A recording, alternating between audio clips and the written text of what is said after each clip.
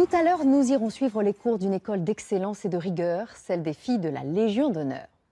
Mais d'abord, plongeons-nous dans le monde fantastique des inventeurs. La France fait partie de l'élite, elle est même le deuxième pays européen à déposer le plus de brevets.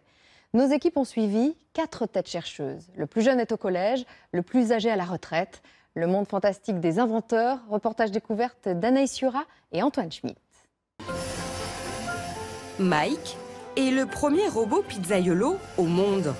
Après 6 ans de recherche dans le plus grand secret, ses inventeurs Cyril et Sébastien vont ouvrir leur premier restaurant. Mais il reste encore beaucoup de travail. Ah, donc on n'y est pas du tout. Ça, je trouve que ça manque un peu, tu vois, de ce que tu faisais. Olé! En banlieue parisienne, se joue une révolution secrète qui pourrait-elle changer la vie de millions de personnes dans le monde. La cantine, elle est bien, hein, j'aime bien, là, avec la raclette au lait cru de Savoie, là. T'as désactivé le paiement? Bah oui. C'est gratuit pour nous. Cyril et Sébastien ont inventé un robot pizzaiolo. C'est pas beau de voir ça après tant d'années d'efforts. Qui porte un prénom américain. Mais c'est Mike. Mike, qui est un nom qu'on lui a donné au tout début du projet. C'est notre pizzaiolo. C'est un vrai chef pizzaiolo qui a été conçu sur ces 6 dernières années. Bon, on a juste à appuyer sur un bouton. On commande par la borne, l'application. On dit allez vas-y c'est parti et puis voilà, il part et il nous fait notre pizza. Il est capable de faire une centaine de pizzas par heure et 300 pizzas avant qu'il ait besoin qu'on vienne recharger des ingrédients. Et comment vous est venue cette idée? On était déçus de la qualité des pizzas qu'on avait à côté de chez nous en restauration rapide. Et donc c'est là aussi où on s'est dit on a envie de faire des bonnes pizzas. Et passionné par la robotique, par la mécanique, l'électronique, naturellement on a eu cette idée un peu folle. Et depuis, cette idée elle nous quitte plus. Et 6 ans qu'on travaille d'arrache-pied pour faire que voilà, ce rêve se réalise. Pour en arriver là, Sébastien et Cyril ont pris bien des risques.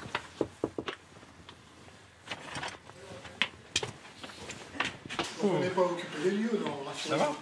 Martine et Gilles, les parents de Sébastien, ont suivi leur péripétie. On va se réinstaller là finalement, on était bien là. Les deux inventeurs se sont rencontrés en école d'ingénieur. On va regarder les La remise des diplômes, ça. oui. C'est une belle journée. Hein. Diplômes d'ingénieur. Vous étiez content le La jour-là. classe, hein. Depuis le début de nos études, on cherchait des idées.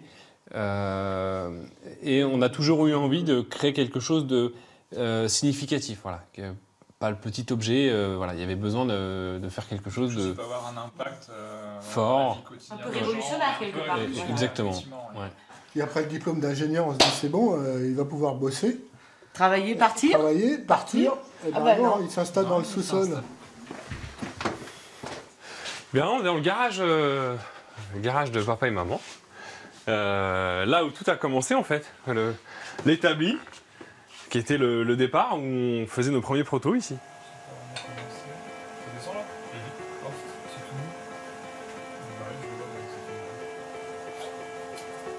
Elle semble belle.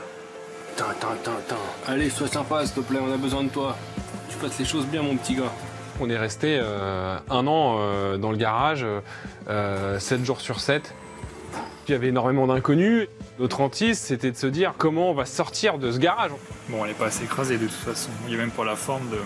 Oui, c'est vachement épais. Au début, on s'est dit, tiens, sur un projet comme ça, il faudrait 100 000 €, après 500 000 €, après 1 million d'euros, après 2 millions d'euros. Et à chaque fois qu'on avançait dans l'étude de faisabilité, dans nos tests, on s'apercevait que c'était beaucoup plus complexe que ce qu'on avait anticipé. Qu'est-ce qui se passe? Ah putain, il fait la sauce tomate. Quoi, la bombe elle fait pas de bruit? Ah, il y a tout qui s'arrête. Vas-y, éteins. Je sais plus c'est quoi qui fait quoi. Putain, c'est quoi ce bordel? Ah, j'ai une image là, c'est leur tableau blanc avec les post-it. Où Des centaines de post-it. À chaque post-it, c'était un problème.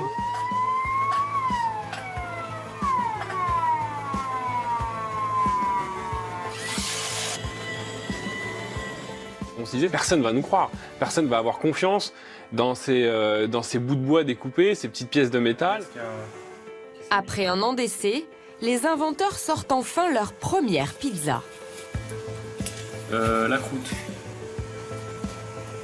Ah, ça gonflait. Est-ce que c'était bon? Non. Les premières n'étaient pas excellentes. Non, Mais bon, non, là- c'était suffisant. C'était pas cuit, c'était plein d'eau, c'était c'était mal dosé, mal réparti. La recette n'est pas tout à fait au point, mais elle suffit à susciter l'intérêt d'un investisseur.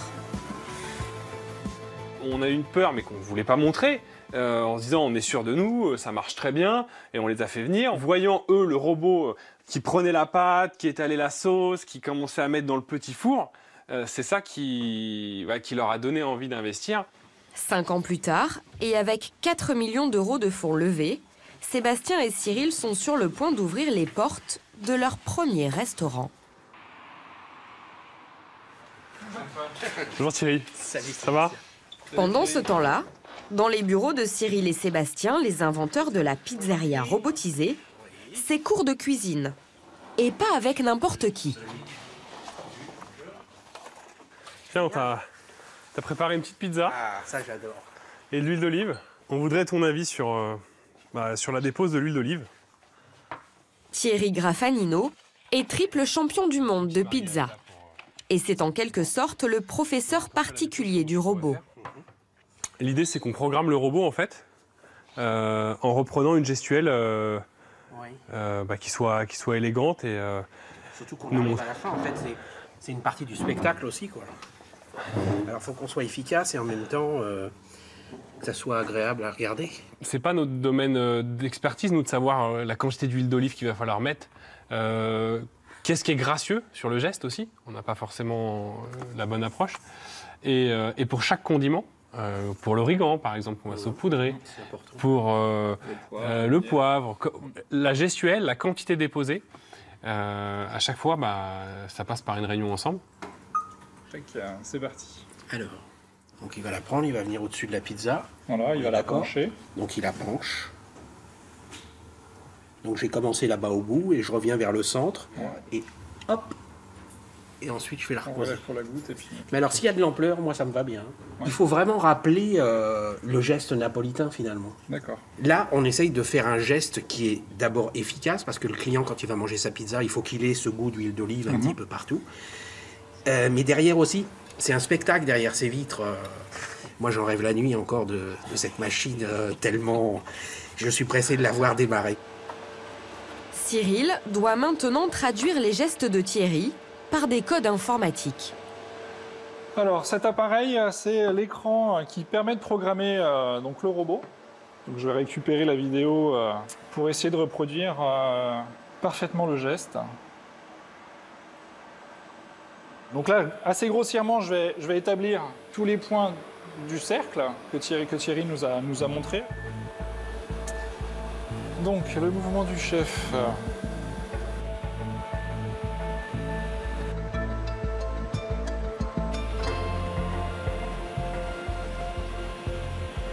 Bon, on va faire un essai avec la bouteille d'huile, si on n'a pas fait de bêtises.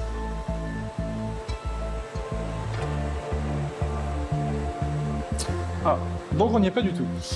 Ça fait partie de l'apprentissage, ça arrive très souvent au début. Et je pense qu'on va rajouter un point par ici pour vraiment avoir quelque chose d'un peu plus circulaire, parce que je pense que Thierry va pas être très content là. Il va être un peu déçu. Après 6 heures de test, verdict avec le chef. Ok, C'est parti? c'est parti. Non, pas de pression, je suis sûr que... Oh, ça va bien. Je peux encore bien régler les vitesses. Oui, alors, quand il arrive en bas, là, il met trop d'huile d'olive, en fait. En fait, il reste trop longtemps comme ça, faudrait le faire accélérer un peu. On a un beau filet qui est bien constant. Ouais. Et ça, je trouve que ça manque un peu, tu vois, de ce que tu faisais. Oh les... Encore le dernier geste. Non, il nous faut vraiment, c'est une chorégraphie. Bah oui. Et ben Mike dansera. Le petit filet d'huile d'olive, tac, c'est la petite touche finale, et là, tous les gens, waouh! Et c'est ça le truc, quoi. Et le deuxième waouh, c'est quand ils vont manger la pizza. Mais Mike commence tout juste dans le métier. On est encore un peu palo d'un côté, là. On manque un peu de cuisson encore. Ah. Ils s'entraident en plus. Magnifique. Moi, j'ai envie de lui parler des fois. Mais il me répond jamais. C'est trop cuit, là, surtout sur le centre. Là, on est trop cuit. Les premières, en général, c'est un peu comme les crêpes. Hein. Elle est ratée. La pâte s'étale mal et la sauce tomate déborde. Ah oui, il y a un ingrédient qui est tombé à côté. Les problèmes s'accumulent. Il manque un morceau de corniche. Là, ici, elle s'est rétractée. Ça a accroché quand le robot a soulevé avec sa pelle. Et forcément, la tomate, elle a été mise trop loin, elle a coulé. Les ingrédients ont été trop loin. Donc, une simple pizza comme ça, si on ne corrige pas le problème, multiplié par 3, 4, 10 pizzas, au bout d'un moment, le four, ça va fumer, il va y avoir des problèmes. C'est qu'une histoire de réglage de tout ça. Mais une fois que ça va être fait, on peut l'inscrire au championnat du monde, monsieur Mike. Super. Il reste 2 semaines pour corriger les erreurs avant l'ouverture de la première boutique. Alors, j'allume le four. J'allume l'écran. Avec lumière. Cyril et Sébastien, eux, ne cherchent pas une nouvelle invention tous les ans. Cela fait même presque 7 ans qu'ils travaillent sur leur robot pizzaiolo. Bienvenue. Ça va, Philippe? Et aujourd'hui, c'est le grand jour. Comment tu vas? Ça va? Bonjour. Ça va? Bonjour, Sébastien. Ils dévoilent enfin leur invention à leurs proches. Ça va, en forme? Bonjour, papa. Ça bien? Et à un panel de clients amateurs de pizza. Bon, bah, bienvenue à tous. Donc, on vous présente Mike, notre pizzaiolo, qui va vous faire autant de pizza que vous voulez. Qui c'est qui veut se prêter au jeu? Ouais. Donc moi, je vais partir pour Provençal. Et dès que vous avez passé commande, il va faire la boule de pâte, il va préparer votre carton. Il a même imprimé le nom de votre pizza sur le couvercle. On lui a appris exactement le même geste en fait qu'un pizzaiolo. C'est le geste de Thierry qui est là. Hop. Regardez, la pelle arrive. Et le robot va venir adapter précisément la cuisson en fonction de la recette que vous avez choisie. Là, c'est la recette du chef. Si par exemple c'est une 4 fromages, il va gratiner le fromage. C'est une pizza avec des légumes, et ben, il va avoir une cuisson plus douce.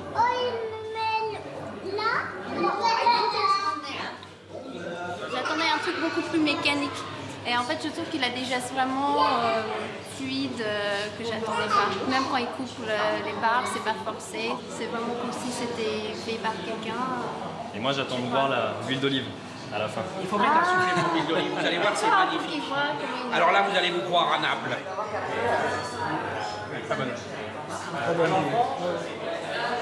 On est hypnotisé en fait par le robot. Il fait les gestes d'un pizzaiolo, il a remis le dernier ingrédient, c'est juste impressionnant. Toi maintenant, tu trouves ça comment? Vous êtes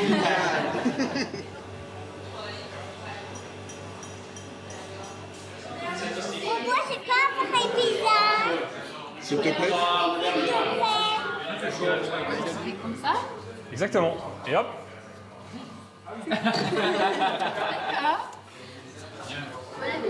C'est bien ta pizza? Ouais, c'est bien un Provençal.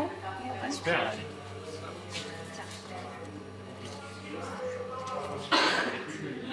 C'est croustillant en bas, ça garde le moelleux. Et habituellement, en fait, j'ai même un toc. Je mange d'abord la croûte pour savoir si la pizza est bonne. Et là, la croûte est juste dingue. Ah ouais. Regardez comme c'est beau, ça sent bon. Ça te plaît? Joli, hein? Donc là, c'est du cabillaud. Est-ce que vous êtes fiers de votre fils? C'est bon, je vais le garder encore un peu. On est très content quand on voit les gens qui s'émerveillent devant la gestuelle du robot.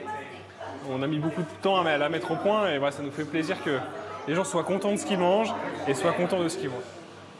L'avenir du robot et de ses inventeurs promet d'être radieux. Longue vie à Mike. Longue vie à Mike, et puis il y a Thierry qui nous a rejoint et qui a fait qu'on mange des bonnes pizzas. Ouais, et aujourd'hui des bons gâteaux parce que c'est mon anniversaire. À la tienne, Thierry. Allez. Santé Thierry. Santé. Santé. Félicitations, joyeux anniversaire. En quelques semaines seulement, ils ont reçu plus de 300 demandes pour des ouvertures de pizzerias robotisées un peu partout dans le monde. Au printemps prochain, Sébastien et Cyril vont inaugurer la première pizzeria robotisée en plein cœur de Paris. On se retrouve dans un instant. Nous irons suivre les cours d'une école d'excellence et de rigueur, celle des filles de la Légion d'honneur. A tout de suite.